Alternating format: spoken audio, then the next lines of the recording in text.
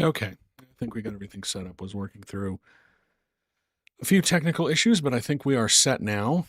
I think everything's working. So anyway, well, let everybody get involved here. Everybody come on board.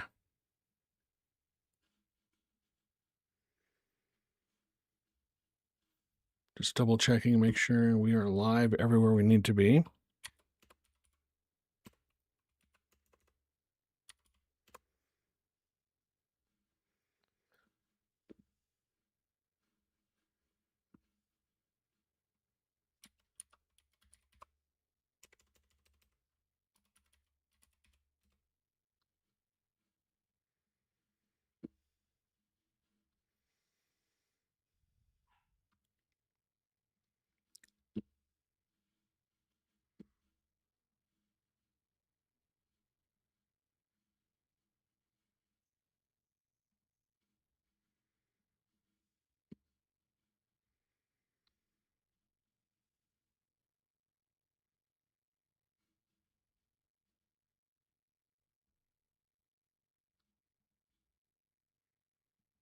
Okay, I think we are getting set. So,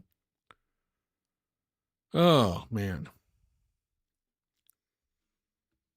Good evening, good evening, good evening to everybody. Hope you are having a good Tuesday evening. I know I certainly, this hasn't been bad. I'm, I mean, the news sucks, but there's otherwise, things are going okay, which is good.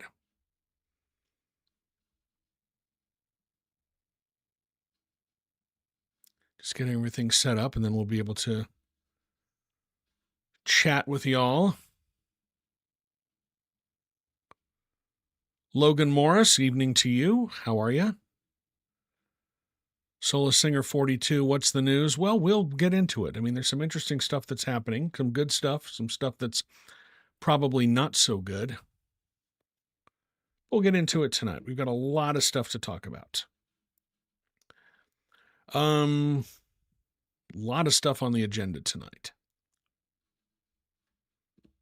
Just giving everybody a chance to come in. Oh, I don't want that. Sorry about that. Didn't want that tab to go live. Get everyone a chance to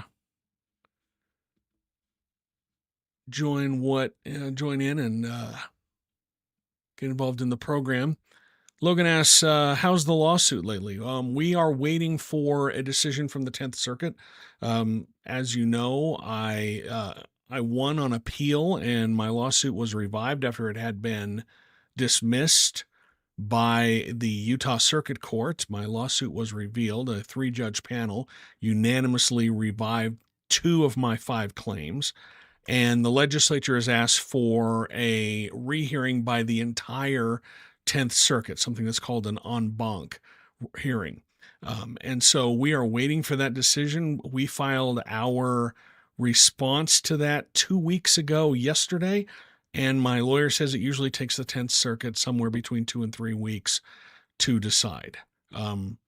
So we're just waiting to see if the legislature wins that appeal, then we're going to have to go to a higher court, which would be the Supreme Court. But my lawyers are pretty confident that we're going to head back down to the Utah Circuit Court and have to fight this out. And as we talked about before in the past, in their filing, it certainly sounds like the legislature is threatening to get rid of media credentials altogether.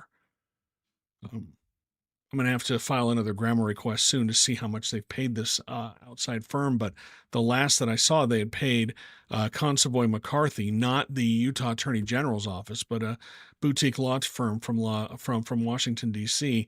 They have paid them $428,000 so far in this lawsuit, trying to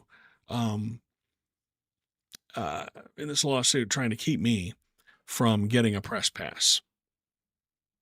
Logan says, I bet you're on the edge of your seat with it being at the end of that 2 to 3 week window.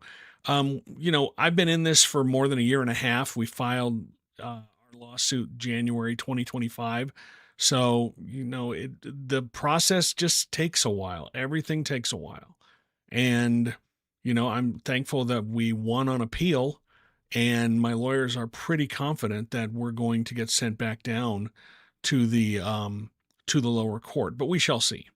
I would like it to move a little bit faster than it has been, but overall, I can't complain. I've got really good lawyers. They do this all the time.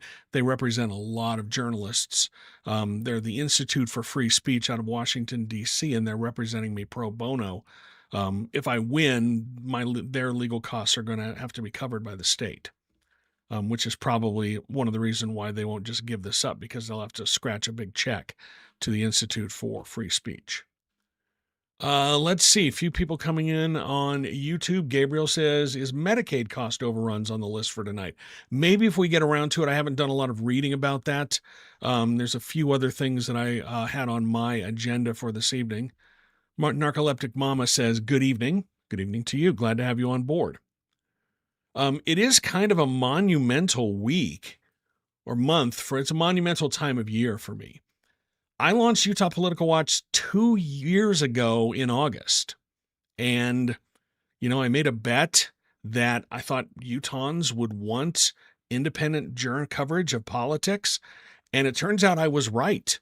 There are enough people who have decided to become paying subscribers, who support my work as an independent journalist, who make live streams like this possible, who make podcasts and my reporting possible. There's enough people who have stepped up to do that, I can keep going. I can keep going for a while. And that's so gratifying to me. But to be around for 2 years as a solo shop, I was doing the numbers the other day. In the 2 years since I've launched Utah Political Watch, I've written over 800 articles. That's, for one man. I don't have any corporate sponsors, 0 corporate sponsors, 0 billionaires writing checks. But, we're still here. We're still plugging along, and people seem to be enthusiastic about the work that I'm doing. And I'm so grateful that I still get a chance to do this, because there are a lot of independent journalists out there. Now you'll see some on the right, the conservatives, talking about independent journalists like Nick Shirley and whatever. Well, they're not journalists. Those guys are propagandists.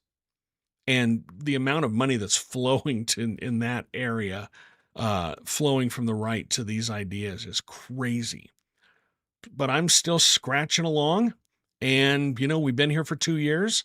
And God willing, we'll be here for a lot longer, continuing to report independently. So everyone who has stepped up to become a subscriber or a paying subscriber or thrown some money in the tip jar, all of this is because of you. And I am so thankful. If you're not a subscriber and you want to support what I'm doing, I'm running a special this month. It's only through the end of August. You can get 20% off a year subscription. Instead of a year being $55, it's $44, which is, obviously cheaper. And you get access to subscriber-only things like my race ratings for every Utah Senate and House race that's on the ballot this year. I just updated my Senate ratings. We'll go over that tonight, over those a little bit. You'll be able to dig into those. That's for annual subscribers only. But if you want to take advantage of that, you can get 20% off a year and support what I'm doing. You go to my website, and the code I use is apparently second birthday, all one word, 2ND birthday, all one word, and you'll get a 20% discount if you decide to become a paying subscriber to Utah Political Watch. And that's just my way of encouraging more of you to support independent journalism, support this product that I'm pretty damn proud of. I'm pretty excited that I continue to do it. And, I work really hard to make it a product that I think you guys would enjoy. So anyway, if you want to become a paying subscriber, go to utahpolitics.news. And if you enter the code second birthday, 2ND birthday, all one word, you will get 20% off a 1-year subscription to my website. And that's only good through the end of August, because we've been out here for 2 years. Logan says, I trust your coverage over any other outlet. Well, I strive to give you accurate coverage. I work pretty hard on that. There are good reporters here in Salt Lake City. There are others who are, shall we say, a little bootlicky, but for the most part, there are some good political reporters. But use your judgment. I appreciate that you like what I do. I'm thankful that you trust my coverage, because at the end of the day, that's pretty much the only currency that I have, is being trustworthy and providing this stuff for you. So thank you for that, Logan. Mida 19 says, are we finished talking about Mida and Stuart Adams? He's out to get people and get even. We've got a little bit of an update on what's happening with Mida. I think there's some interesting stuff happening, and we'll get around to that in a little bit this evening. But we've got a lot to talk about tonight, a lot of stuff on my list, so let's go through it. This is what I want to talk about tonight. SAVE Act dies. Senator Mike Lee, we're pretty much done with the SAVE Act. There's no way they're going to be able to get this implemented by the 2026 midterms. There's just no way. Didn't pass in the Senate. Senator Lee tried to force everyone to stay in Washington. He objected to adjourning. It didn't work. They didn't have a roll call vote, even though he objected. So that's pretty much dead. We're going to talk about my ratings update for the state Senate races, all of the ones on the ballot. Some of the races moved, and it's mostly because of campaign money. And some races where it looked like it could be competitive, the candidate that's been put up as a challenger to the well-funded incumbent just doesn't have any money. And that's a big difference when it comes to political, when it comes to political races. We can talk about this a little bit. The NAACP had a filing in the lawsuit where the Department of Justice is trying to force Utah to give them their unredacted voter rolls. The DOJ has lost 21 cases. They haven't won a single one. They filed the same lawsuit against other states around the country, and they've been thrown out of court 21 times. The NAACP says, look, they're 0-21. You need to reject Utah's this lawsuit against Utah, because it's even happened in 2 courts in the 10th Circuit. New Mexico and Colorado have already been thrown out. So we can talk about that. I've got an interesting thing that Mike Lee is doing with fundraising, and he's done this before, and it's kind of slimy, but we'll explain that. Let's see. We can talk about Kevin O'Leary. He gave a huge interview to the to MS Now. I want to call him MSNBC, but he gave an interview to MS Now today, in which he said that, he could have done a better job selling his plan for the hyperscale data center in Box Elder County. You think? Because that didn't go well for anybody. Ask Stuart Adams. Kalshi has lost their lawsuit against Utah. If you'll remember, they preemptively sued Utah to keep them from enforcing their anti-gambling laws for their prediction markets, which essentially is gambling, but they just give it a fancy name or a rebrand. They lost that lawsuit, and they're now asking for an injunction to keep Utah from enforcing their anti-gambling laws while they appeal. We can talk about, there's an interesting thing that Salt Lake City Mayor Erin Mendenhall said. She did an interview with the Deseret News. And one of the things that's really interesting me about the Deseret News is they are really flogging, they're really flogging this whole democratic socialist takeover of the Democratic Party. They are really digging into that, and they asked her about that. And we'll talk about some of her comments as well. And homelessness has fallen in Utah for the first time in years, but a lot of people really didn't notice that. So that's a lot of the things that I listed that I want to talk about tonight. Also, we'll get into the MIDA thing in just a minute. If there's anything you would like to ask about, anything you want to talk about, please leave it in the chat. We are live on Facebook, Instagram, TikTok, Twitch, and YouTube tonight. So there's lots of ways that you can watch, and I want to hear from you this evening. So leave your comments in the chat. Uh, and right now, let's see. Looking at some of the other uh, things that have been posted here. Narcoleptic Mama says Mike Lee has spun his monumental loss as a win, which is on brand. And we also had Katie Did It saying the SAVE Act isn't dead. It's only been postponed. Well, it's been postponed, but if Democrats get control of either one of the chambers in Congress, it's not going to pass before 2028. Now, one of the things that I like to cover, one of the things I like to keep tabs on is sort of the election denier movement, because we've had some pretty prominent election deniers here in Utah, and there's been sort of a push from the far right to get the president to declare some sort of emergency and then grab powers over elections that the Constitution does not give him. And that's a definite possibility that we could see. We can talk about that a little bit. I'll go into that a little bit this evening as well. Jeff Midgley says, I've been impressed that our lieutenant governor stood up to Trump trying to get our voter data. Yeah, we've discussed that in the last 2 live streams. And the one thing that is really sort of alarmed me is we have not heard from Governor Cox at all on this issue. He has not said a thing. He has not come out in support of his lieutenant governor, which you would expect that he would, but he has not. He hasn't given her any support. You haven't heard that from any legislative leaders, the attorney general. Nobody has given her a vote of confidence. I don't think the attorney general would, because I think they're representing her in court against the DOJ.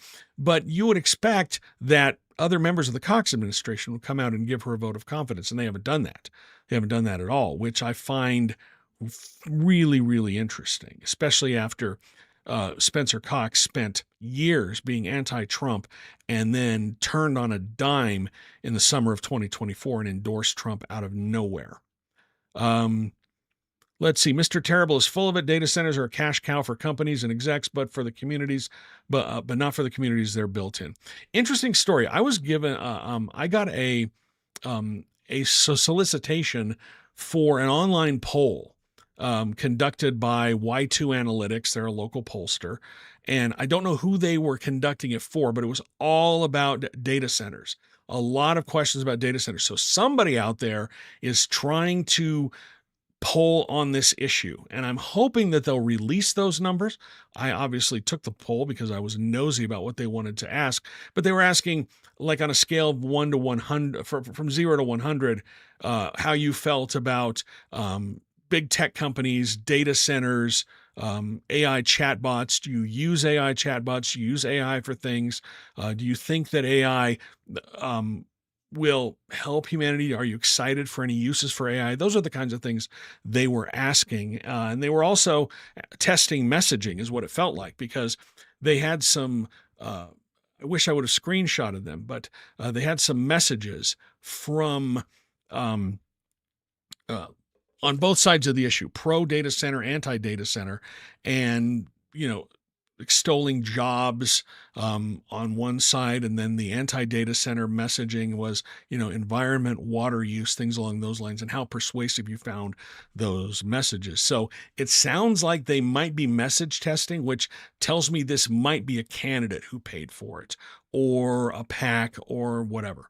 But I'm hoping I get to see those numbers sometime. I don't know if I will, but that's what it felt like to me. I always, when someone sends me a poll to take, I always take that poll because I'm nosy and I want to find out what they're asking about. So I found that really interesting. Let's see.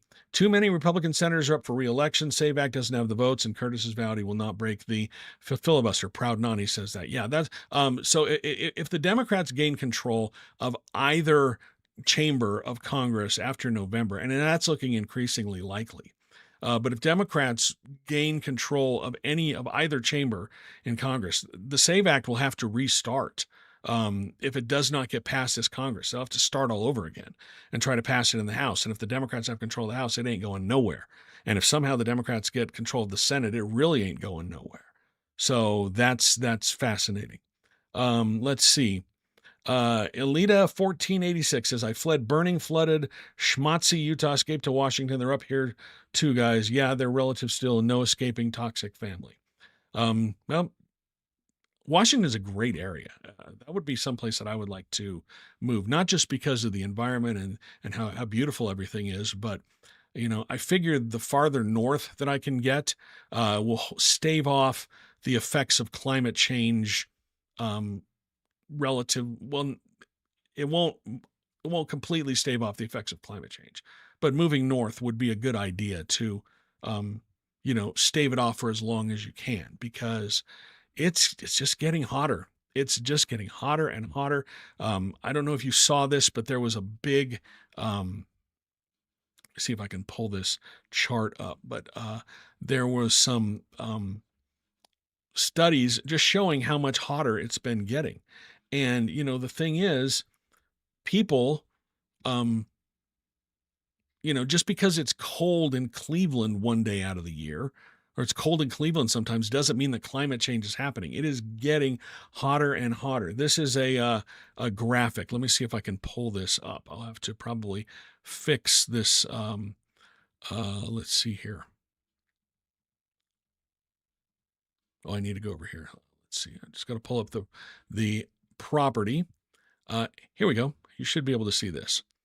But this is from Climate Central. This is Utah. The recorded temperatures in Utah, and look at that. Look at how red it gets. Like the last blue. These are years, obviously, from 1895 to 2022. But blue was right here, and then it just gets warmer and warmer, and that stays about the same, but then it gets warmer and warmer and warmer. That's what I'm talking about. That's what looks, that's why this is alarming. It is scary. It is really scary. Mida19 on TikTok says, Brian McInerney, the retired state hydrologist, moved to Canada. He predicted a dystopian Utah future. Yeah, especially if the Great Salt Lake goes away. And that's going to take a lot of political courage to do something. And, I was reading something earlier this week that said if you stopped watering suburban lawns, you'd get maybe 4% of the water you would need into the Colorado River. But if you stopped alfalfa farming or you cut down on their water use, you would get it would make things a lot easier because the Colorado River is going dry. Lake Mead is close to its lowest level ever. Lake Powell is only a few feet from the point where they would have to shut down the hydroelectric generators just because there's no water. This is really, really frightening. Logan Morris says the GSL will not be saved without banning the farming. Yeah, it's going to take some very politically courageous decisions to fix this, and political courage is in such short supply. It is in really short supply. We don't see people, and it doesn't help that we have a governor who, is involved in alfalfa farming. I remember I was at one of his press conferences and tried to ask him about that, and he got really mad. I mean, that question really pissed him off. But anyway, so let's talk a little bit about the SAVE Act, which is a voter suppression act. It's not, it's a voter ID bill that was pushed by Senator Mike Lee and would require people to re-register to vote, and you'd have to provide proof of citizenship. But the issue is, people you say, hey, don't you think that you should provide ID in order to vote, proof of citizenship in order to vote? And people go, yeah, they should. But what they don't understand is that what you can use as acceptable ID under the SAVE Act is severely limited. Your driver's license, there's only like 5 states that have the kind of driver's license that would allow that. There's only like 5 states, and Utah's not one of them. So the only proof of citizenship that you could provide would be either your birth certificate or your passport. Passports are expensive. They take a long time to get. Lower income people don't get passports, and they may not have access to their birth certificate. I had to get my birth certificate for something like 20 years ago, and that was an ordeal then. So this is clearly a voter suppression bill because it would, experts say it would disenfranchise 10% of the populace, especially married women. That's who it could hit the hardest, because if they have a passport and the name on their passport doesn't match the name on their birth certificate, if they got married and took their husband's name or took their spouse's name, that's a major problem. Then you have to jump through a whole bunch of more hoops.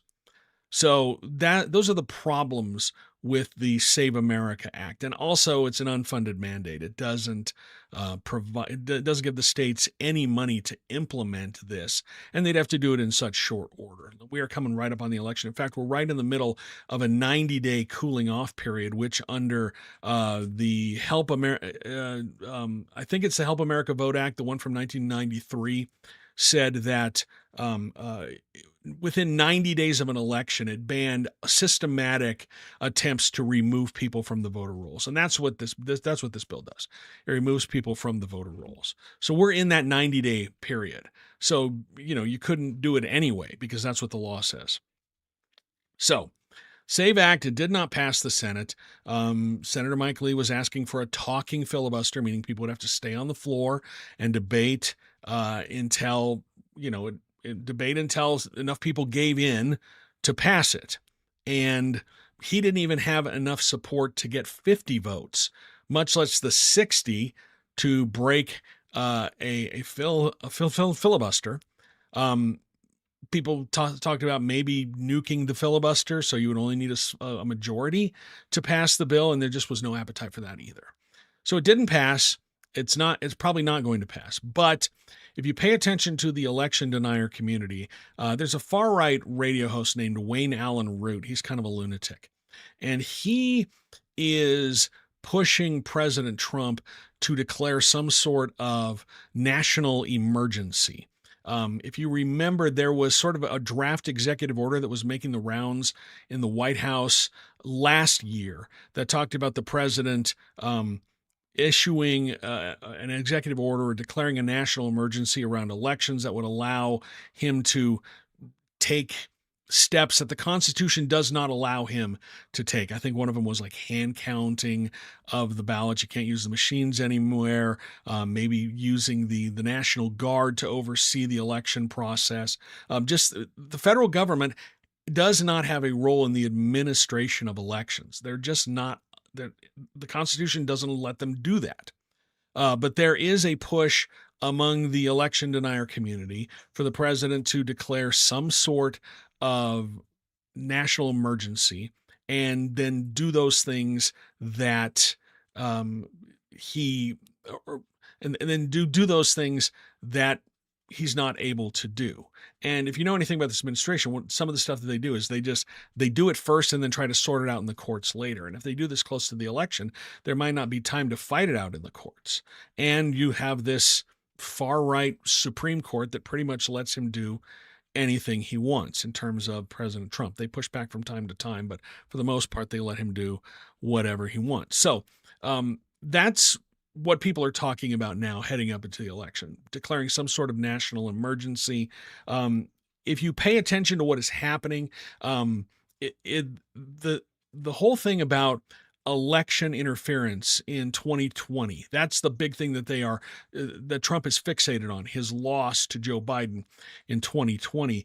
And when he had that, 20-minute speech, whatever it was, a couple of months ago, where he said, he released a bunch of documents that he claimed were proof that China meddled in the election. But if you look at the documents, there's no proof that not a single vote was changed at all or it was tampered with. It was just all propaganda, which governments have been doing, for years. We've done it for years, and governments are doing it to us now. But the story has evolved now, and somehow on the far right, they believe that the Venezuelan secret police somehow has their hooks into the American electoral system, and they've hacked into it, and they're going to rig the election against Trump, even though Trump was in charge of the federal government during the 2020 election. It was the Trump administration. But for somehow they think the all-powerful Venezuelan secret police, and that country is pretty much being run by Marco Rubio right now. But the Venezuelan secret police are the ones who are putting our elections at risk. If you're not paying attention, it's really hard to keep up with the lore on that side of the coin. But that's what they're claiming. So that's where we are in terms of the election denial crew. I don't know if you can see what's going on here. It's on the wide screen. You can't see it on the vertical. But two of my dogs are having a wrestling match right behind me. So if you hear some noise, that's Daisy, our puppy, and Moose, one of our schnauzers, having a wrestling match. So I apologize for the noise in advance, but that's what's happening there. So, so the SAVE Act, it's pretty much done. The president might try to do something. They were going to try to put it into an appropriations bill. But at the point is right now, federal law prohibits any coordinated effort to remove people from voter rolls within 90 days of an election. So they can't do it. The federal law just stops it. But, perhaps the Supreme Court will say the law doesn't say what it says in its plain language, which is what they've done to, a number of laws. So that's where we are in terms of the election. But for my money, I think it's a good thing that the Save America Act did not pass, simply because it's not a good piece of legislation. It is a vote, as I said, a voter suppression bill, and it's designed to disenfranchise people, to make it harder for people to vote, to keep people from voting completely. While we're talking about Senator Mike Lee, I don't know if you get his fundraising emails, but it's very interesting to see what a lot of them have been around, non-citizens voting in American elections, which is not happening. I think the Brennan Center analyzed like 23 million ballots from the 2016 election, and they found 30 suspected cases where a non-citizen may have voted, and they said that it deserved further investigation. I don't know if there's been any prosecutions, but 30 votes out of 23.5 million, that's like 0.0001% of all the ballots. So non-citizens are not voting in American elections. But that's one of the things he's been fundraising on. He's been talking about that. Non-citizen, that's one of the things he's been fundraising on. He talks about how the Republicans need to control the Senate because they will impeach President Trump. The House does the impeaching, and I don't think the Senate is going to get to 60 votes to remove him from office. So that's wrong. But I did get a fundraising email from him today. And what it was is he's raising money for 4 Republican Senate candidates: Ken Paxton in Texas, Barry Moore in Alabama, Harriet Hageman in Wyoming, and Ralph Norman in South Carolina. And I'm going to bring this up here. This is what this email says. Our current Senate majority cannot be taken for granted. We can't afford to lose ground in 2026. Every seat matters, and the Democrats are already lining up money to take back control. I can't stress this enough. The future of our country depends on these 4 Republicans winning their races. These conservatives need our help. And list them. Now, when you donate, okay, if you don't read the fine print, first of all, this yellow box, what it is this makes your donation recurring, a monthly recurring donations. Republicans were the first ones to do this. Democrats do it too, but that's what the yellow box is. And then the bottom one is where you can donate an additional $35 automatically. But look at this red box here where it says confirm donation split. Let's see how, if I were to make a $35 donation to Senator Lee's campaign right here, and let's see, if I don't want to change it, let's see how that money would be split up. Well, let me see if I can find the donation split. Okay, that's not what I wanted to do. I'm going to have to reload it here, but I have to look at this donation split. Here we go. Click here for details or to edit allocation. So if you make a $35 donation, Senator Mike Lee is going to keep $33.60 of that. Barry Moore gets 35 cents. Ken Paxton gets 35 cents. Harriet Hageman gets 35 cents. Ralph Norman gets 35 cents. So you got this whole gigantic fundraising email saying Republicans need to keep control of the Senate. And if you make a donation, you're not paying attention, Senator Lee's going to keep almost $34 out of it. He's going to keep the lion's share. Say you give $100. He's going to keep $96. Each one of them will get a buck. So he gets 96% of the money. He's done this before.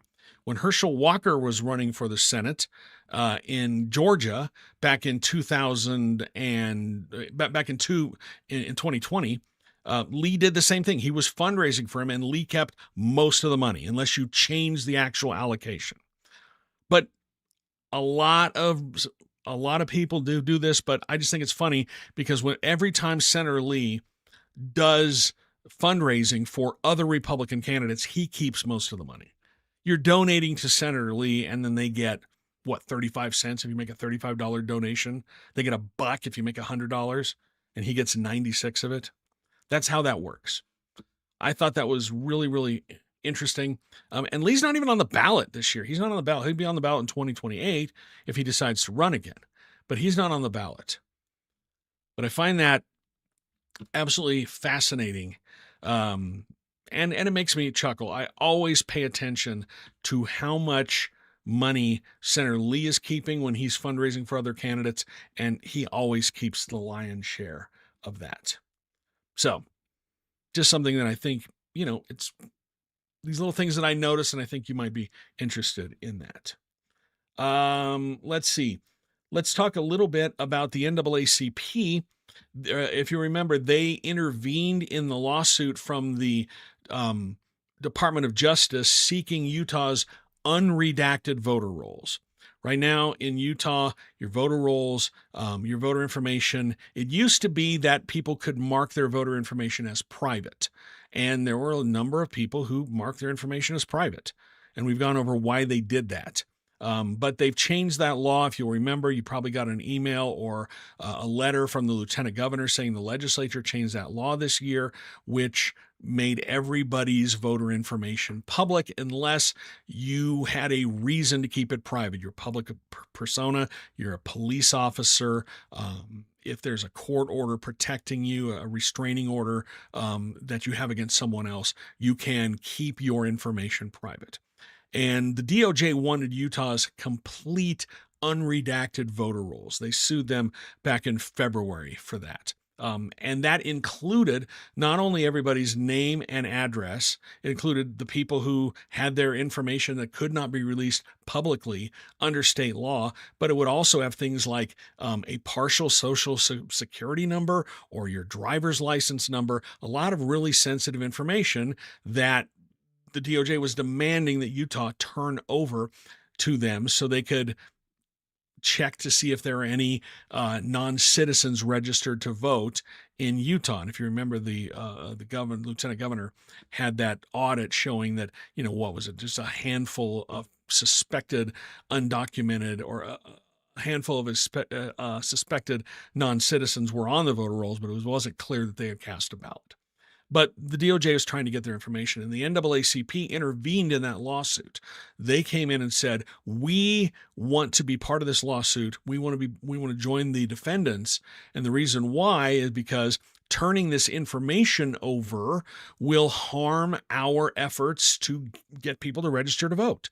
We run voter registration drives, and if they know that their information is going to be turned over to the federal government, people are going to be less willing to register to vote. It'll have a chilling effect on that." And also they argued that minority communities have been targeted by the Trump administration, and this would further put them at risk.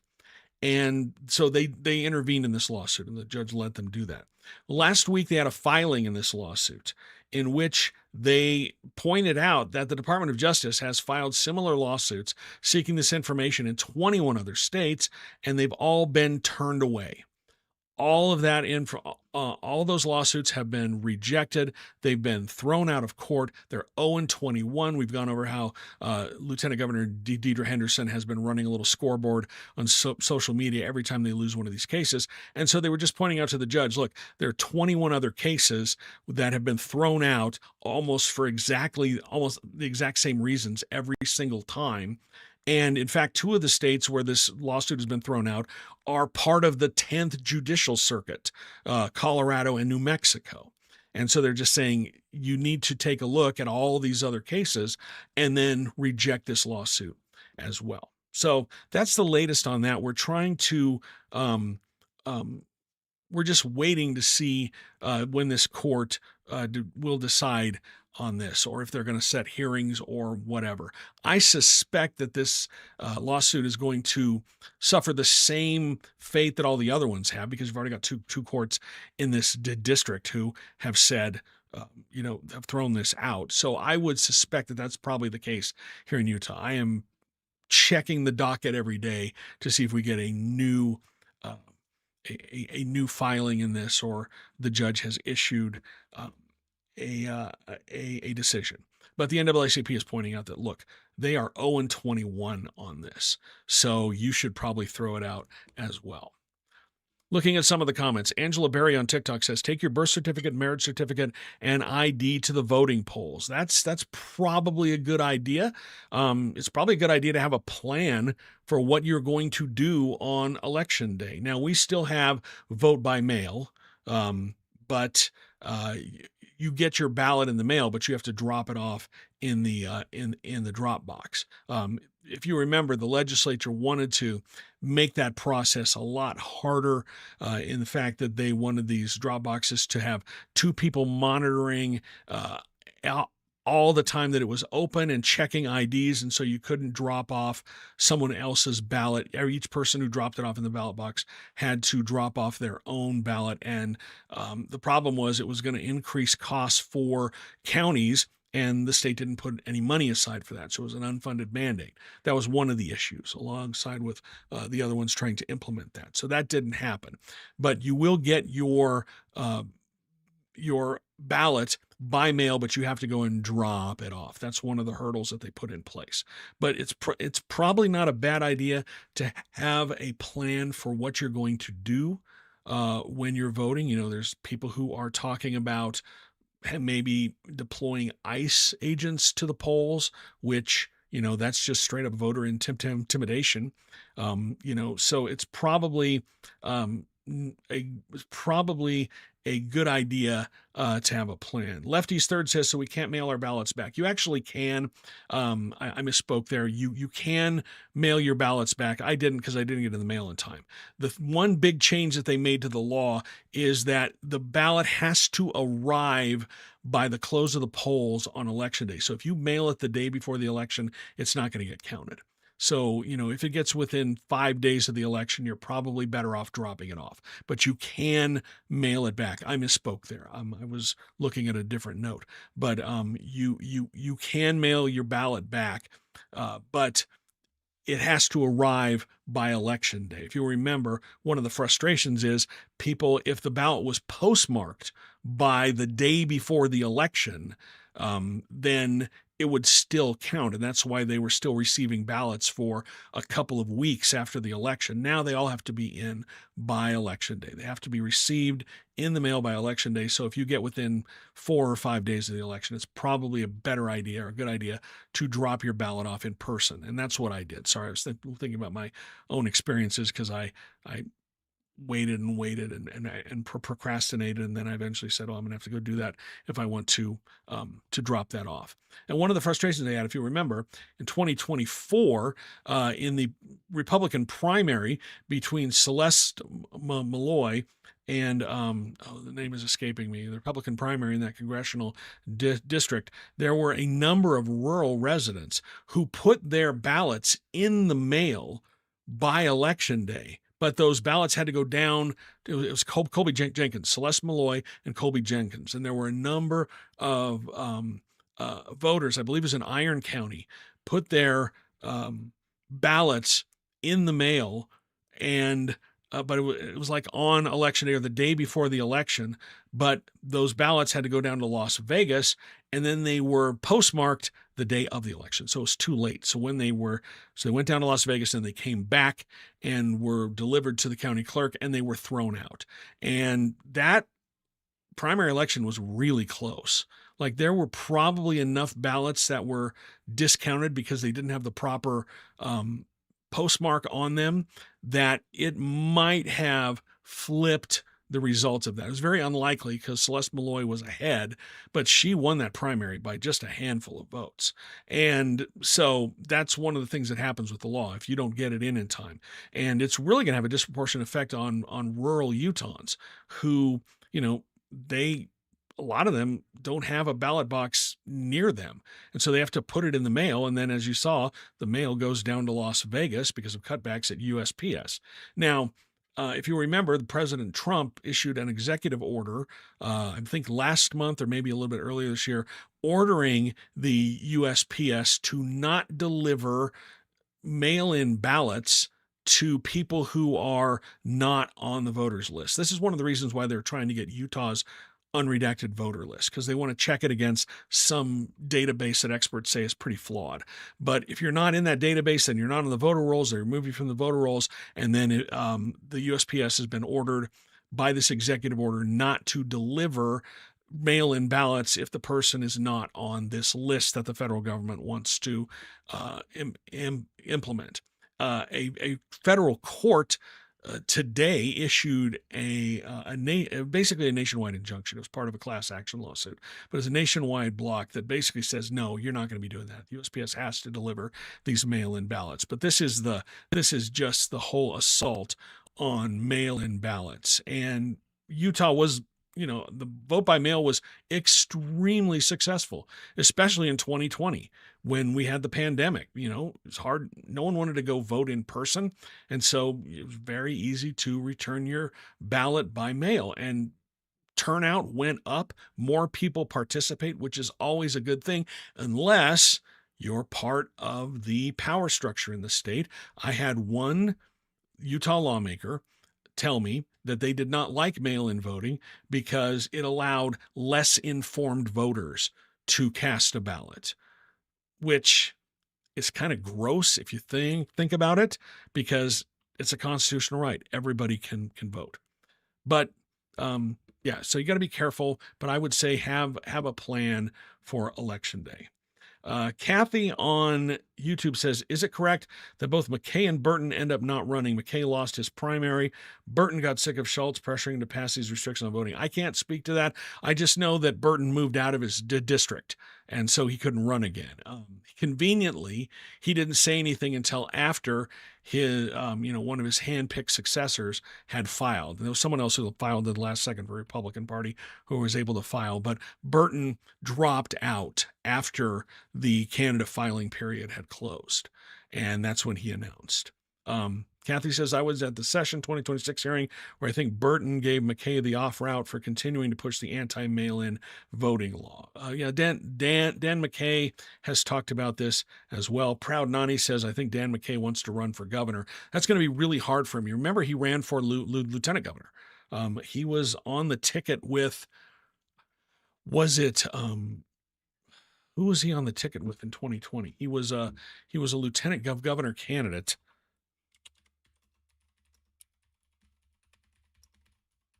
This is good live stream etiquette here right now. But let's see who he was on the ticket with.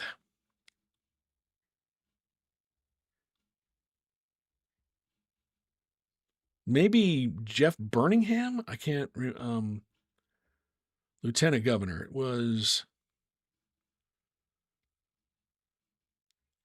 Dan McKay I can't see who he was with. So I'll probably look at the Wikipedia page. But yeah, Dan McKay was a lieutenant governor candidate back in 2020, and they didn't get out of convention. Oh yeah, he was with Jeff Burningham, who was the businessman from Utah County who didn't make it out of convention. Dan McKay was his running mate back then. Just jogged my memory because I was going through campaign finance reports today. If you remember, Rob Bishop was the running mate for Thomas Wright, and Amy Winder Newton had John Dougal. I mean, there were a lot of really interesting picks for lieutenant governor in 2020.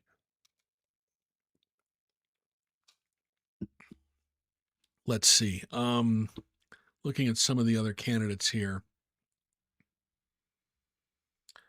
Proud Nani says, the thing is, the SAVE Act does not allow that option. Most women wouldn't have a problem finding their marriage license, except it has to be the certified copy, not the cutesy one you get the day of. Yeah, exactly. If you, like I said, if the SAVE Act were ever implemented and the only forms of proof of citizenship that are allowed are passport and birth certificate, and if the name on your passport doesn't match the birth certificate, then you need to find the certified copy of your marriage license. And that's really really onerous process to have to go through. But the SAVE Act did not pass, and it's probably not going to pass, although, as I did explain, some people on the far right who are part of the election denying crowd are hoping that the president issue some sort of emergency order that would allow him to take actions that the Constitution does not allow him to have. Okay, let's move on and talk about this. Kevin O'Leary, who was, got just pilloried for his data center project up in Utah County, in Box Elder County. Kevin O'Leary did an interview with MS Now today in which he said he could have done a better job selling his plan for that hyperscale data center. That is an understatement, an incredible understatement, because people don't like data centers. I mean, they really don't, and it is a really impactful election issue this year. Again, ask Stuart Adams. He found out in a very, very bad way that he just how potent of an issue this was, because he was knocked out. And I think that the data center was probably the biggest reason why, because he was the head of the MITA board that pushed this thing through, and people were upset at the process for approving this project. But there were a couple of quotes in this interview with MS Now from Kevin O'Leary that caught my attention. One, he said, "We really screwed this up. We have not communicated what we do." Well, you didn't communicate what you did because you had the decision makers in your pocket and they were going to ram this through. You didn't need to communicate what you were going to do. And then the backlash hit. And I think some of this is also probably because he's getting sued for saying that some of the people who were against the data center were working for the Chinese. I think Kevin O'Leary is going to have to scratch a pretty big check by the time this is all done, because that was flat out defamatory. But he said he did admit that they screwed it up and they didn't explain what they were doing. Another quote was, "I have no interest in causing an environmental disaster on my legacy. That's never going to happen. There's zero probability that's going to happen." They're claiming that this data center is not going to use as much water as other data centers do. But, that technology really hasn't been implemented anywhere. And the problem is you're right on the shores of the Great Salt Lake. And again, the process, this was done mostly behind closed doors. If you look at the timeline, if you look at what happened, it was almost like state leaders, including President Stuart Adams, just said, "Hey, we want to get in the data center business." And then they went looking for someone who would back it. Like they had decided it looks like it. The logical conclusion is that it looks like they decided they wanted to get into the data center business, that they were going to do this project. And then they just went out and got O'Leary. And if you remember, Jason Chaffetz admitted that he's the guy who brought O'Leary into it because he talks with O'Leary as part of his job on Fox News. Chaffetz is trying to make that go away because, he wants to run for governor in 2028. If you watch his social media, he's spending a lot of time talking about immigration issues, really tuned in to the far right. And so, that's his first move as part of the 2028 Republican gubernatorial primary. But Kevin O'Leary said he has no interest in causing an environmental disaster. That's never going to happen. There's zero probability that that's going to happen. You don't know. Your data centers add a lot of heat. They have a lot of noise. They use a lot of water. And he's claiming it's not going to be an environmental disaster, but there was not a rigorous process to approve this project. It did not go through a rigorous project. It was like, hey, you want to build a data center? Sure. Okay, here you go. And then they just pushed it through. And that's what really upset people. People were really mad about the process, and that's what doomed Senator Adams in his reelection campaign. Well, that, and he had never run. He had never actually had to campaign for his seat before, and voters didn't like him. That's part of his other problem. Voters did not like him. He never had to campaign for that seat. He was first elected to the Utah House in a special election where delegates had to decide, and then he was renominated by delegates in a safe Republican seat. And then when Greg Bell became the lieutenant governor to Gary Herbert after John Huntsman left to become the ambassador to China in the Obama administration, Gary Herbert became governor. He tapped Greg Bell to be his lieutenant governor. Greg Bell had to step down from his Senate seat, and Stuart Adams was the one picked by delegates to take over that seat. And then in every election, every subsequent election, the nomination was decided at convention. He won over enough delegates to win the nomination, and then it's a safe Republican seat, and he didn't have to campaign. This was the very first time he had to campaign. And I've talked to people. They said that it was one of the worst campaigns they have ever seen. People in that area who have worked on campaigns, who have run for office in that area, said it was just terrible. It was a really awful campaign. But that's what you should expect when you have someone who's never had to do it before, never had to actually make the case to a wider universe of voters. He had to make the case to delegates. That's it. And he got curb stomped. I mean, he lost by a very large margin. It was not close. It was not close at all. The people who were voting for not Stuart Adams were much larger. Like 2/3 of the votes were not Stuart Adams, and he got 1/3 of the vote. So he got stomped. So, there's just not a rigorous process. And now you see Kevin O'Leary, Mr. Wonderful, having to do somersaults, having to backtrack to try and fix this, because this is really hurting him. This is a PR disaster. And like I said, he's also being sued for suggesting that the people who were leading the opposition to him were agents of the Chinese government. Which is not true, demonstrably not true. And he's going to have to scratch a really big check out of that. So, he's trying to do damage control, but I don't know if he's ever going to be able to turn around public opinion on this. And there's been a lot of reporting. If you see it, there's been a lot of really good reporting, not only here, but in other states where pushback against data centers is really becoming a potent political issue. It really is. And most of it is at the local level where the decision-making on this happens. You are seeing some states try to ban data centers, trying to put a pause on all new data center construction.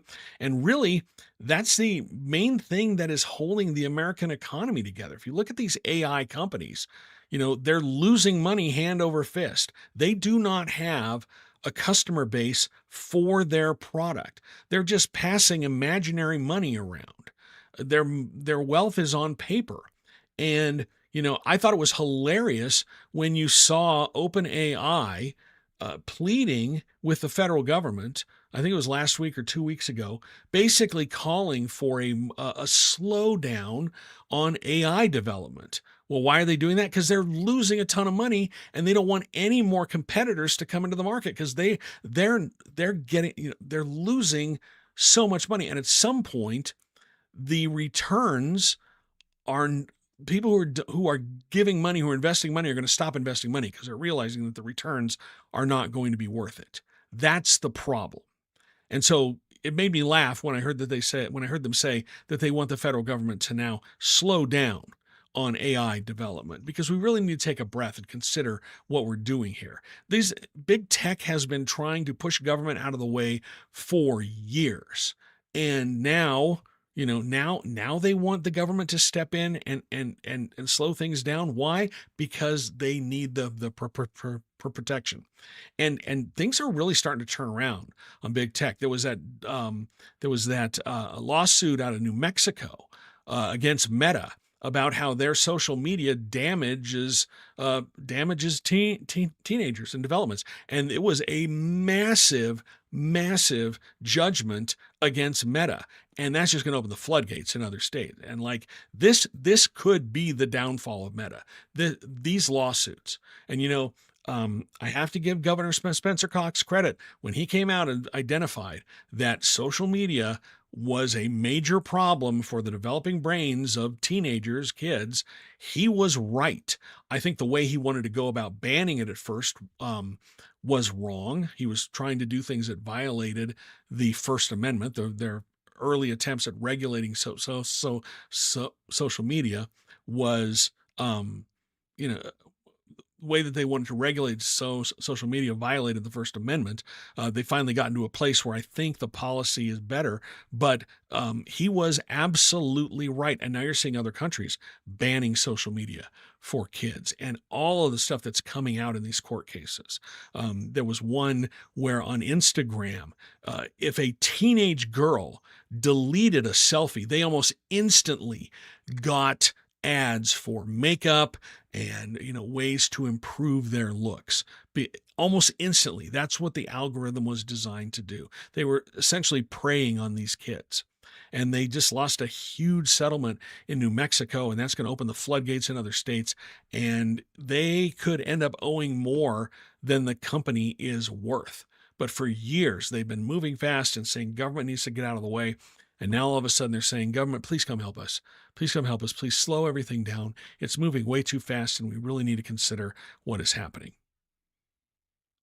Really, really, it's really kind of gross that they're doing that. But, things are turning on social media, turning on AI. There's a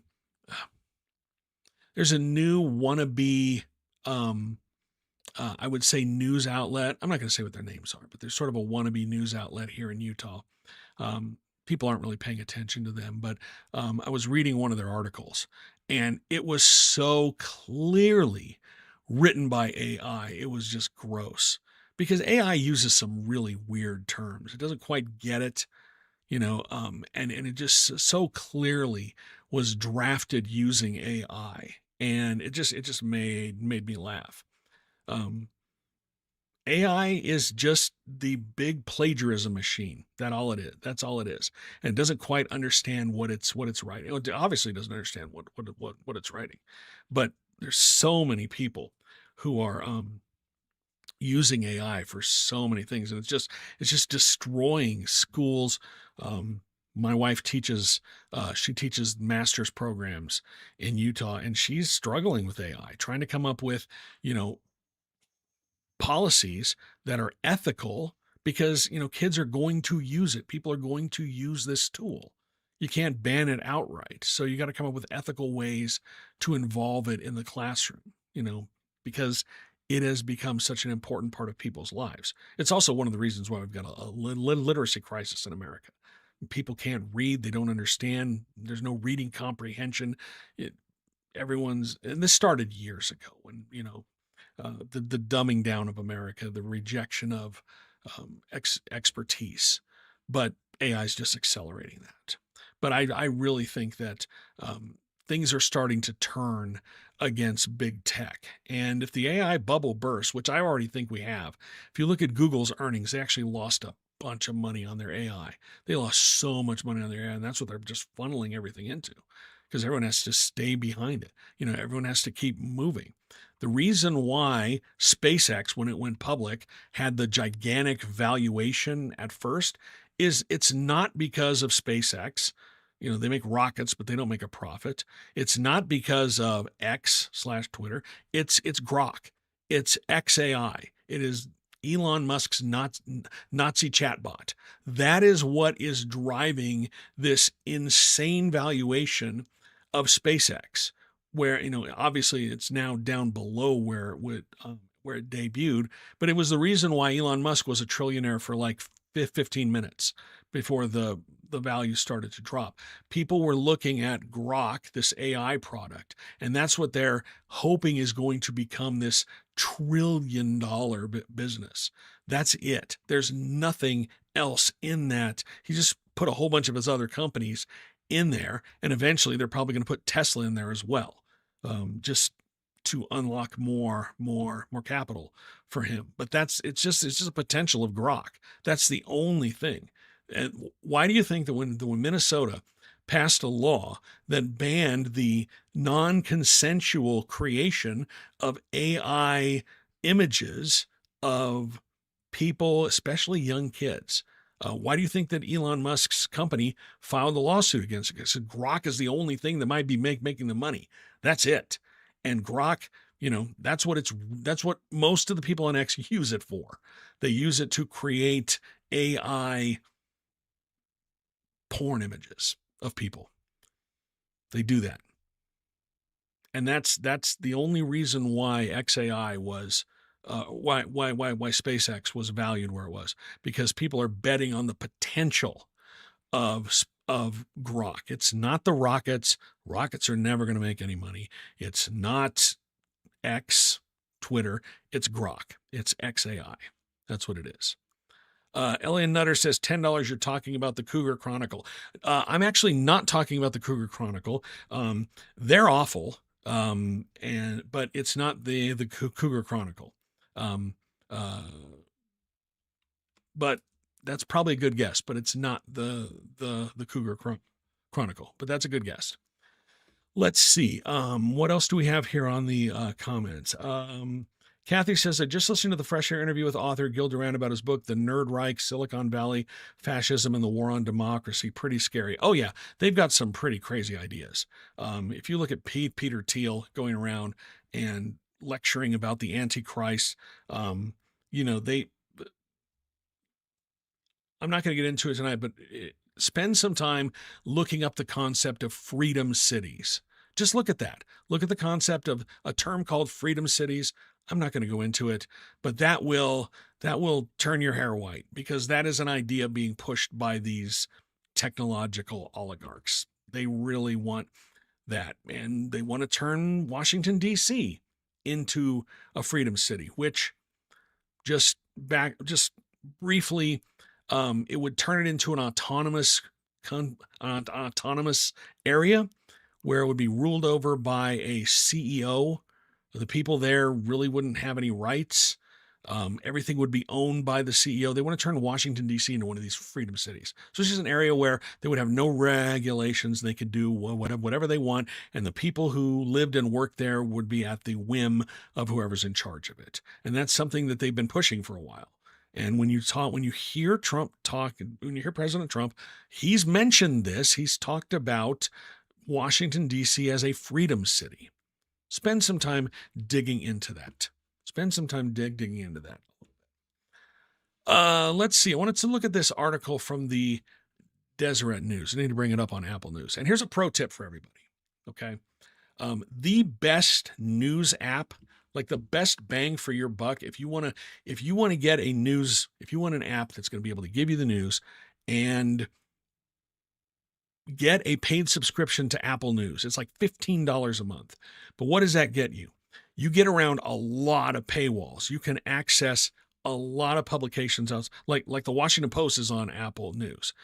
I don't have a subscription to the Washington Post. I can now read the Washington Post on Apple News. It is hands down the best news app. That I had this article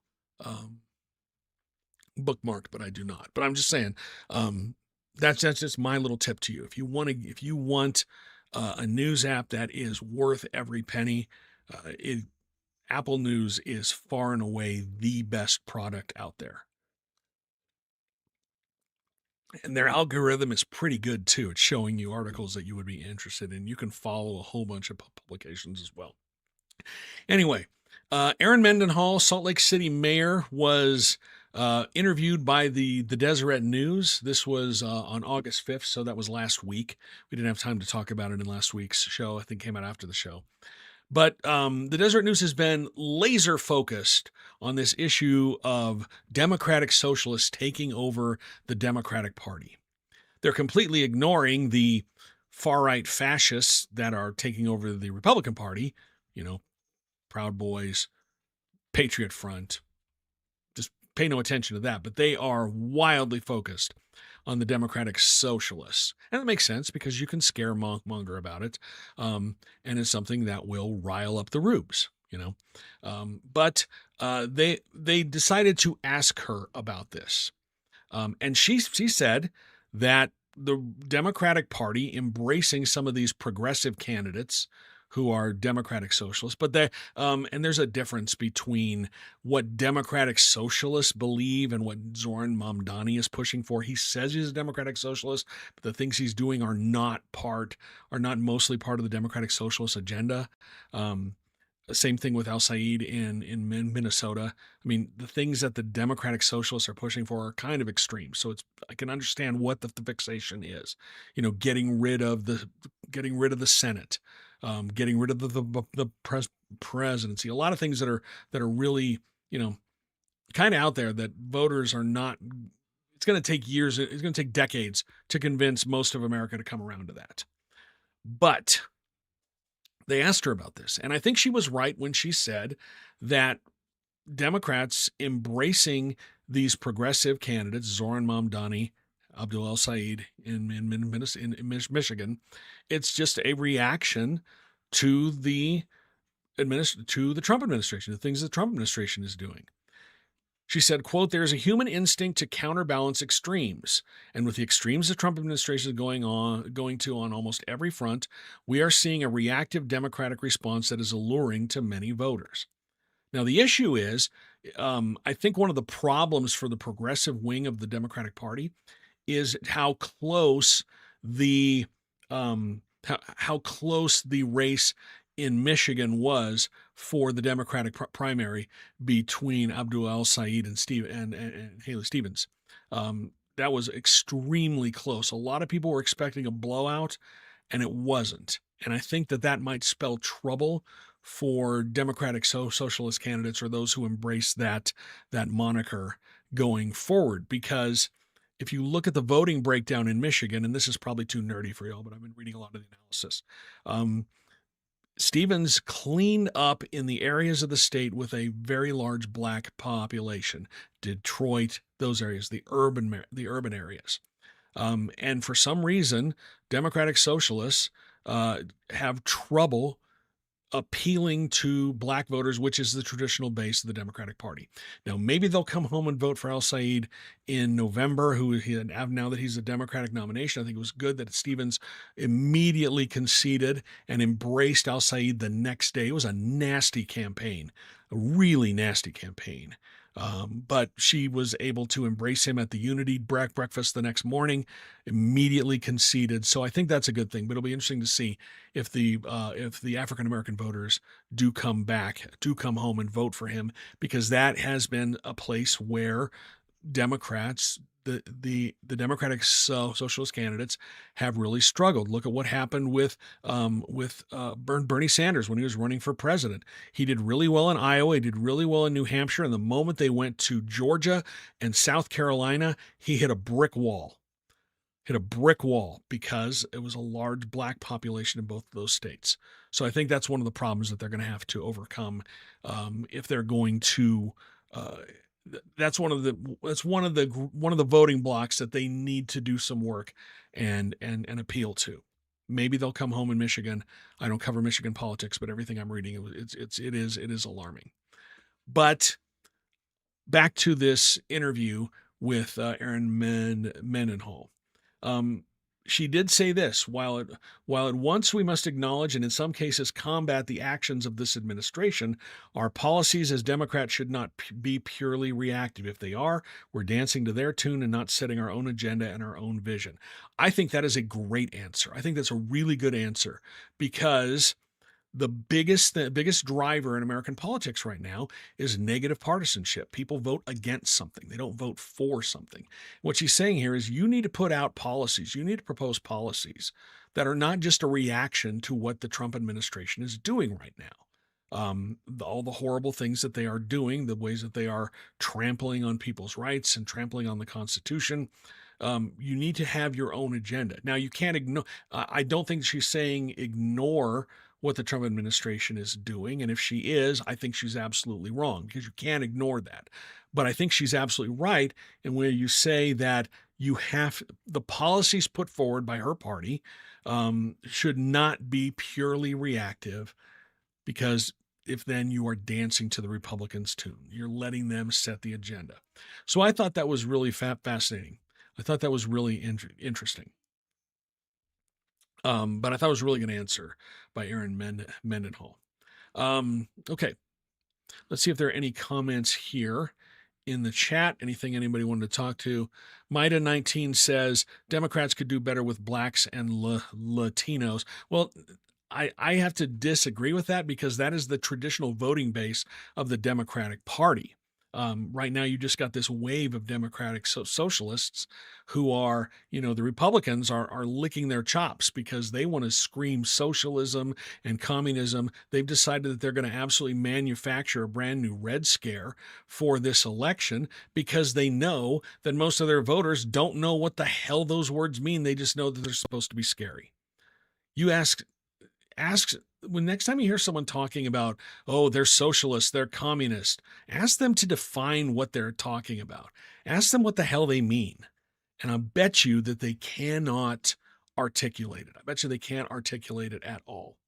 So that's one of the things that is, that's going to be this movement is going to be a problem for Democrats for that reason, as well as the fact that Democratic socialists trouble connecting or convincing black voters to vote for them.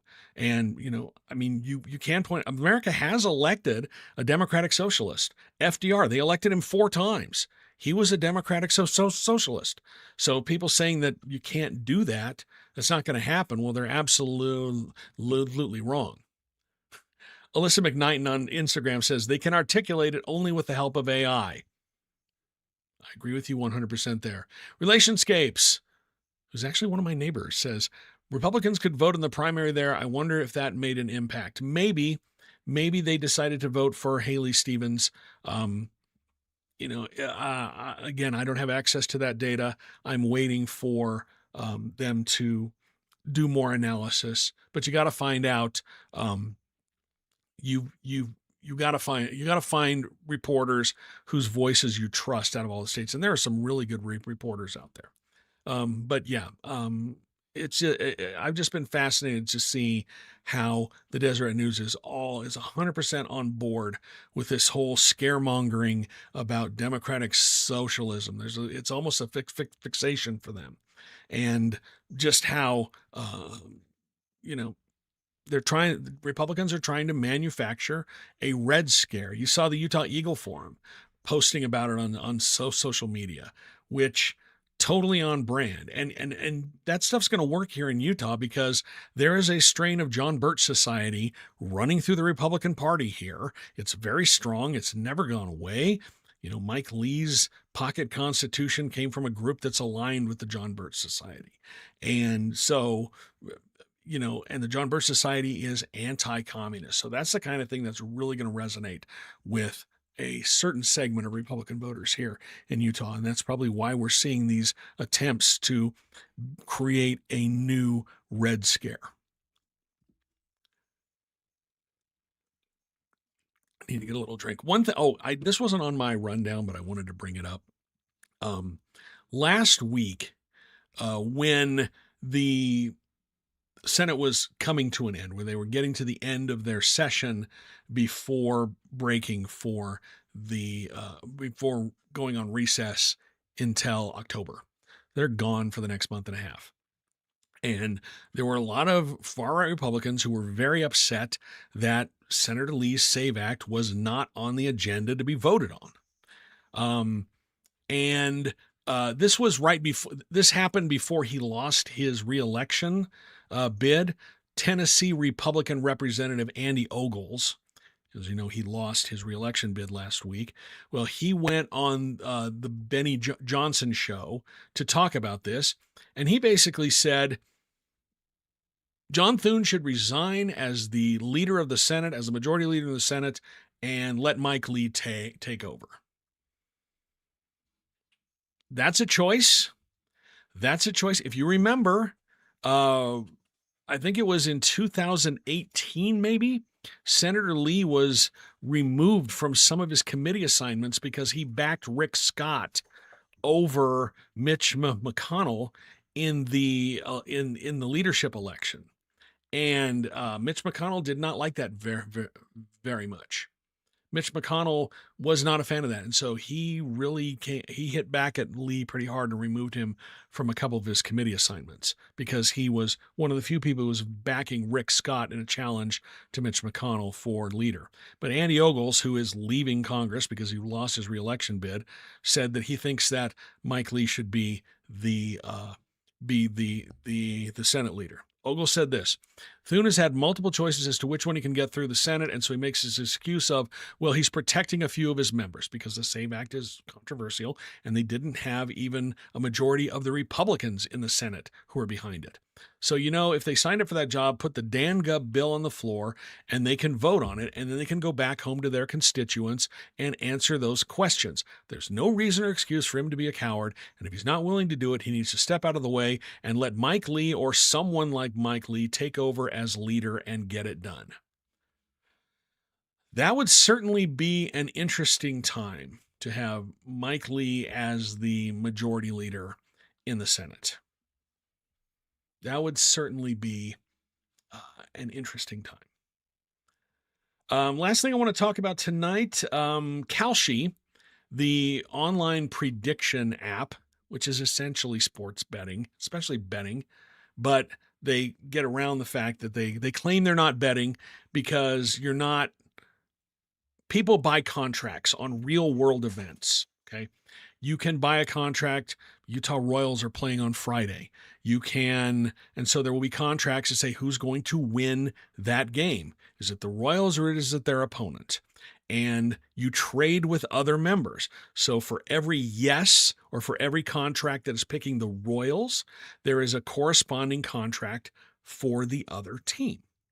So, and when it resolves, when the game is over, the people holding the winning contracts get the money. And Kalshi takes a little bit of a cut off the top. And that's how they claim that they are not gambling. So they claim they are not a gambling site because what they do is these players are competing against each other. They're not competing against the house. Well, Utah has a constitutional ban on gambling. You cannot have, that's a reason why we will never have the lottery here in Utah, because it's constitutionally prohibited. You would need a constitutional amendment, and only the legislature can propose constitutional amendments. So that's why we're never going to have the lottery here. But Kalshi was worried that Utah was going to take action against them, was going to enforce their anti-gambling laws against them and ban them from operating in the state. So Kalshi filed a preemptive lawsuit seeking to block that, seeking to stop the state from enforcing their anti-gambling laws against them. That was, I think, back in February. As I'm looking back at this, yes, Kalshi sued Utah in February. It was the first state that they had filed a preemptive lawsuit against. They've done it in some other states now, but Utah was the first. And last week, the federal judge, Robert Shelby, ruled that the law, Kalshi claims that they are governed by federal law. The Commodity Exchange Act means that the Commodity Futures Trading Commission, a federal commission, is the one who regulates them. And so state laws cannot preempt federal laws. And so that's why they sued. Well, Judge Robert Shelby said that's not true. Utah's gambling laws can be enforced against Kalshi. And so Kalshi is obviously going to appeal. Today they filed they filed papers in the court asking Shelby to give them an injunction, put Utah's law on hold, the anti-gambling laws on hold, while they appeal this. Because they're operating in the state, and if they don't get this injunction, they have to shut down in Utah. And there's a lot of Utah contracts. You go on there. I only do it when I'm never going to work on one of these apps. I'm never going to do anything, but you can bet on politics. You can buy, I shouldn't say betting. You can buy contracts on politics. Hell, you can even buy contracts on the weather, how much precipitation is going to be in Utah for a particular month, or what the temperature is going to be. You can buy these contracts, and then you trade back and forth, and then whoever's holding the winning contract gets paid out. But they would have to shut down in Utah. So they are asking the judge to give them a temporary injunction blocking Utah's anti-gambling laws. And they sued in federal court, so Utah's new constitutional court wouldn't come into play here. But I'll be fascinated to see how this one plays itself out, because, Kalshi's getting hit in a bunch of other states for violating gambling laws. And they're claiming that they're not gambling. It's not gambling because they're going against each other. Users are going against each other, not against the House. But they are getting hit in a bunch of other states as well. And they're claiming that, they're disrupting like Uber. But eventually they're going to be everywhere. But gambling is a real problem. And just the addictive qualities of these apps is frightening. Gabriel on YouTube says, if you bet on the weather, does praying together count as insider trading? That is flat out funny. That is hilarious. That was really, really funny. Good on you, Gabriel. That's a good joke. Let's see if we have any other comments as we get ready to wrap up for the evening here. Been talking here for about an hour and a half. Really appreciate your time. Appreciate your attention this evening. I'll make this pitch again. If you weren't here at the beginning of the show, Utah Political Watch, this month is our second anniversary. I launched this website, this platform 2 years ago. And, it was a risk on my part. It was a bet that Utahns would support an independent journalism project, independent journalism platform that is not funded by corporations, that is not funded at all by a foundation, not funded by billionaires. It's funded by readers and listeners. That was what I was putting forward. Readers and listeners would be willing to support this, willing to fund this, to allow me to continue to report on politics. And I'm happy to say we're still here and we're growing. We're growing. More and more people sign up every day. I am so thankful that people are finding my journalism and finding some value in my journalism. And I'm really appreciative of it. And there's quite a few people who are now supporting the website financially, either through a monthly subscription, an annual subscription, or by throwing some money in the tip jar. And all of that money makes stuff like this live stream, my reporting, makes it all possible. And I'm very, very thankful. But we're celebrating our 2-year anniversary. When I launched this, I didn't know if we would be around for 2 years. We still are. I'm really excited. I'm excited about what the things that I want to do in the future. Just need to get more people. On board, seeing some value in this and wanting to support it. And if you are someone who does want to support it, I've got a deal for you right now. I'm offering a year subscription for 20% off. Normally a year subscription is $55. Now you can get 20% off. It's $44. Instead of $55, you get a year subscription for $44. You just have to use the code second birthday, 2ND birthday, all one word, when you sign up at utahpolicy.news. I think it's a pretty good deal.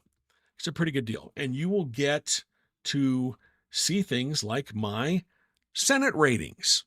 my exclusive ratings of every Senate and House seat on the ballot this year. I just updated my Senate ratings, and I spent a lot of time building this.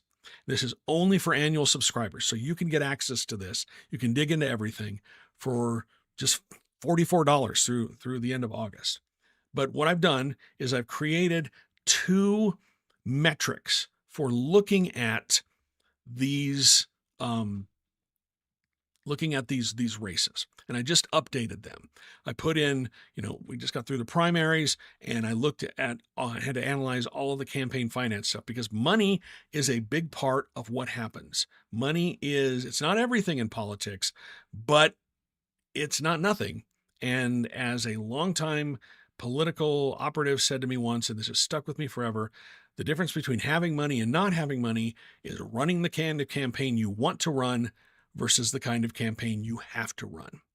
So that was the main thing driving this update. Plus, looking at what happened with the different races after the primary and who's unopposed and everything. But I updated all the Senate races. I'm working on the House races. Those will be out this week. But we moved a number of races mostly towards the mostly towards the GOP, mostly towards GOP incumbents. For instance, or the GOP candidates. For instance, SD 18. I had that rated as a likely Republican seat. Doug Fiafia defeated Dan McKay in the primary. According to my metrics now, he is almost a lock to win that. It's going to be really hard for him. It's going to be really hard for the Democrat to win that seat. And why? Well, Fiafia has raised $58,752. I looked at what he reported in his cash on hand right before the primary, and then the rest of the money that he's raised since then. And so he's raised, between his cash on hand and the extra money he's raised, is $58,752. His Democratic opponent, A. Day Anderson, has raised $0 and has $0 cash on hand. And when you have $0 and someone has $58,000, almost $59,000, that is a really, really hard hill to overcome. So I had to move that rating from likely Republican to safe Republican. Now, I mentioned I have come up with two ratings, and if you are an annual subscriber, you can access these ratings. It's exclusively for them. But I came up with two ratings. You'll see two on these charts. One is called the likely outcome rating. And what that is, it's based just on the raw share of the two-party vote that in that district. Okay? It's a raw share of the two-party vote a Republican or a Democratic candidate has historically won in a district. And it's not just the legislative races. I've looked at presidential races broken down by House and Senate district. I've looked at statewide races, governor, attorney general, looked at all those and plugged them in. So I looked at the typical vote share that a Republican candidate and a Democratic candidate gets in that district. And so that is the likely outcome. So like I said, in Senate District 18, it moved from likely Republican to safe Republican. That's what it moved to. That is the likely outcome. But then I created another metric called the Utah Competitiveness Index. And what this does is it measures a district's results compared to the state as a whole. Okay. And it looks at if you look at what a Republican candidate gets statewide, they usually get, their baseline is around 65% of the vote. That's what a statewide Republican gets most of the time.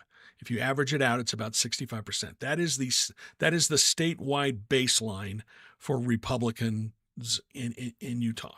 So what it does is it measures a district against that baseline vote, and it shows which races have the potential to be competitive when compared against that.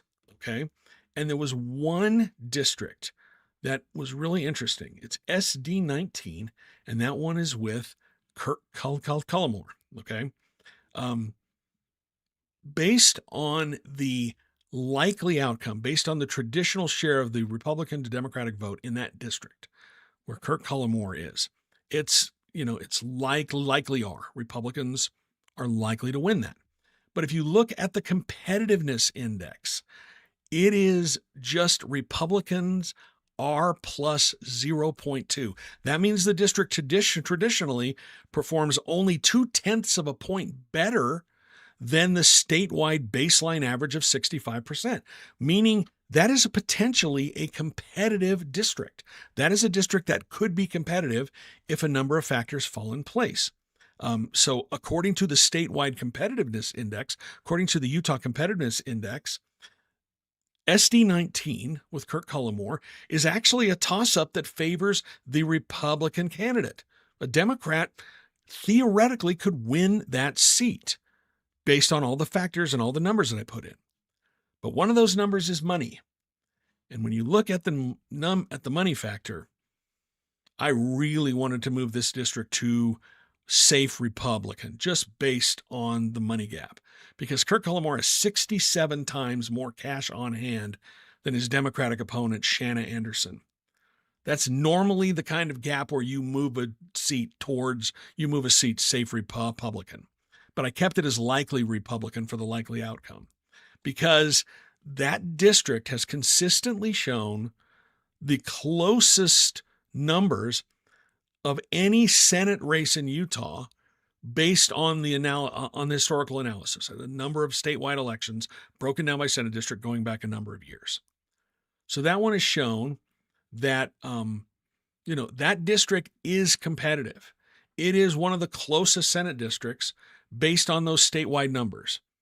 But the fact that Cullimore has 67 times more cash on hand than the Democrat, you really have to look at it and say it's going to be really, really tough for the Democrat to win that.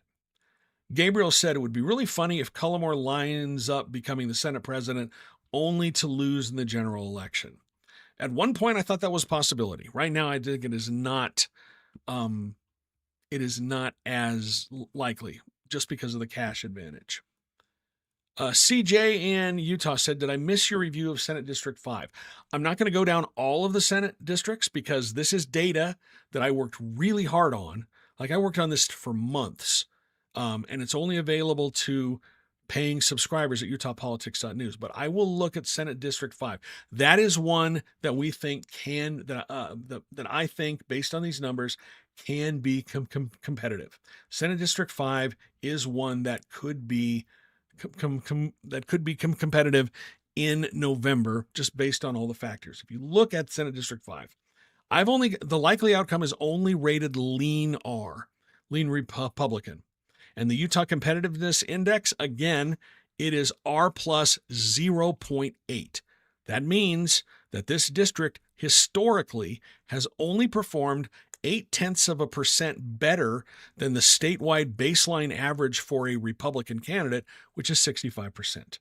So I've got it rated as the likely outcome lean Republican because it's a district that has voted for Republicans in the past, Jerry Stevenson, who is retiring after this season. But under the Utah Competitiveness Index, this is a straight up toss-up. This is a district that a Democrat has a hell of a chance of winning. It's not a toss-up that leans either way. This is a straight-up toss-up. As I said, Senate District 19 is a toss-up leaning towards the Republican. This one is a pure toss-up. This is the one that could be a really close election come November. But again, money is going to be a really big factor. I don't think I have let's see if I can bring up that. Do I have it here? Yeah, I can tell you where it is. Right now, Jill Kofort had her cash on hand in June. The last report was $57,709, and since then she's raised another $18,000. So she has about $76,000 available. That's we don't know what she spent it on, but cash on hand plus money raised about $76,000. Her opponent, who won the Democratic primary, CJ Cristina Hernandez, based on how much cash on hand she had right before the primary and how much money she's raised since, she's got about $27,000. So you're looking at $76,000 to $27,000. So it could be really interesting to see how this one works. Oh, right. That is, CJ corrected me. That is the Ann Milner seat, ST5. ST6 is the Jerry Stevenson seat. ST5 is the Ann Milner seat. And CJ in Utah. So I'm guessing this is CJ Christina Hernandez. This is Christina Hernandez who's talking to me, says they're up to $50,000. Money, like I said, it's not everything, but it's a lot. So you got that for free. You got that for free. The rest of the numbers are available for Utah Political Watch subscribers, annual subscribers only.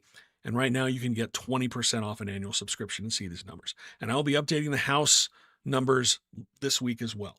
Just a lot of spreadsheet work in order to make that happen. But you can go to utahpolitics.news right now and look at those updated numbers. You got that one for free, Christina. Going back to the comments on YouTube, Kathy says maybe Kalshi could use Sandal and Ivory's Sovereignty Act, refusing to comply with the EPA air quality standards using the states' rights argument. Maybe, but they're not a Utah entity. They're not here. So I can see where you're going with that. There was a huge article by the state's newsroom.